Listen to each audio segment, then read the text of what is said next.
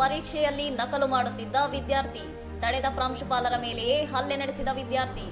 ತೆಲಂಗಾಣದ ನಿರ್ಮಲ್ ಜಿಲ್ಲೆಯ ಬೈನ್ಸಾದ ಗೋಪಾಲರಾವ್ ಪಾಟೀಲ್ ಸರ್ಕಾರಿ ಪದವಿ ಕಾಲೇಜಿನಲ್ಲಿ ಪರೀಕ್ಷೆಯಲ್ಲಿ ನಕಲು ಮಾಡುತ್ತಿದ್ದ ವಿದ್ಯಾರ್ಥಿಯನ್ನು ತಡೆದ ಪ್ರಾಂಶುಪಾಲರ ಮೇಲೆ ಆ ವಿದ್ಯಾರ್ಥಿ ಹಲ್ಲೆ ನಡೆಸಿದ ಘಟನೆ ಮಂಗಳವಾರ ನಡೆದಿದೆ.